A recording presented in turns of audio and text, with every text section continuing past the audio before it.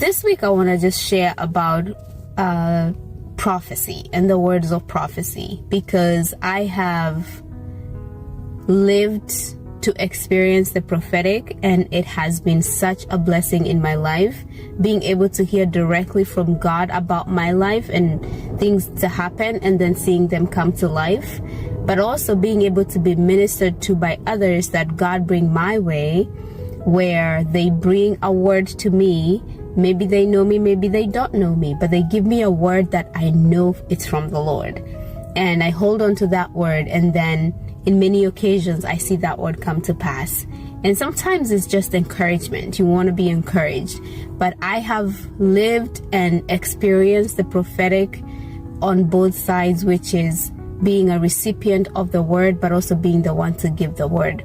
But I want to share an example to you that happened just a few days ago in a Bible study, where we were talking about the prophetic, and it was time for us to share what God was speaking to us about the people that we were with. And a young lady was at our Bible study that has never been to that Bible study before. It was the first time, and I had asked the Lord to give me a word for her. And I didn't know her. This was the first time that she was in this Bible study. I had met her twice before, but just meeting her and knowing her and her name, but that was it. So I asked the Lord to give me a word for her that would encourage her. And I looked at her and I saw her phone, and for some reason her phone became highlighted to me, and then the words that came out of it were clean lines. And it's so weird, because if you ask me what that means, I don't know. I just saw her phone became really highlighted, and then it said clean lines. And as I started meditating on that word and speaking to the Holy Spirit and asking him, what does this mean? So he started to give me more words to explain that. And it was this really organized and very structured and methodical way of interpretation that I was getting. And to some extent I would see like a closet, and it would be so organized, and the clothes would be in the exact place, and it was tidy and neat, and it was just every line was clean and perfect. And I wrote all of that down, and then when that session was over, I handed her the card that I wrote everything down.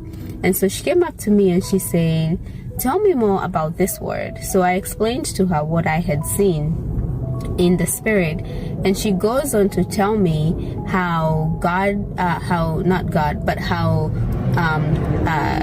her family thinks she has OCD, because she is super clean, very tidy, does not like unstructured stuff, does not like things all over the place. She likes things put together nice and neatly. She does not like a mess. She's always cleaning up after people, and to a point where they just tell her to chill, like she's too much.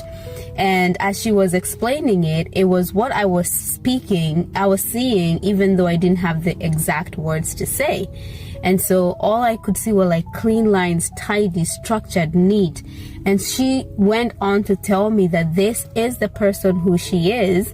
She's very neat. She puts things in place, and it needs to be in order and all of that.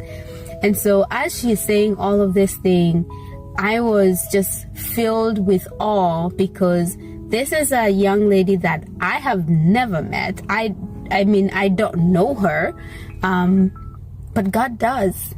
God knows her, and God was speaking to her to tell her that he sees her, he knows her.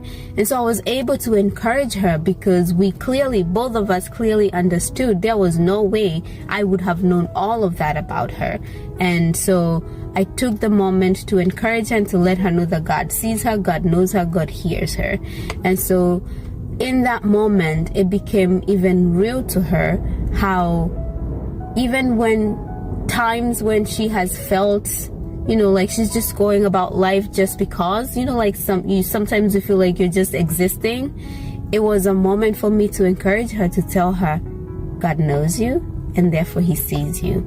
And she walked away really encouraged, and I walked away really encouraged, because even though I was the giver of the word, it was important to me, because the same way God was speaking through me, that he sees her and he knows her, is the same way he feels about me, and is the same way he feels about you.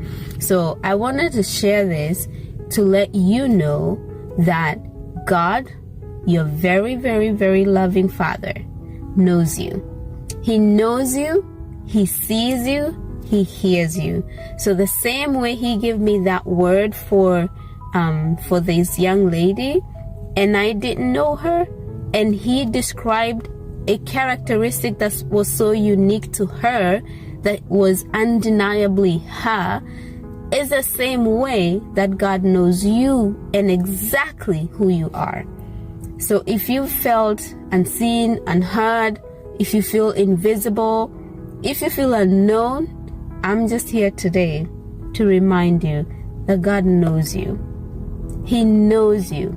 And maybe you haven't felt it recently, but that does not change the fact that he does. So just remember that, and just, if you take anything away from this video, it is that God knows who you are. And you don't need to do anything to gain his favor, to gain his attention. He has his eyes on you all the time. He knows who you are, and he loves you anyway. So whether you think I'm a good person, maybe I'm not a good person, it doesn't matter the kind of a person you are, because God is the one who created you. He loves you the way you are, and he knows you. So be encouraged and know that your Father knows you.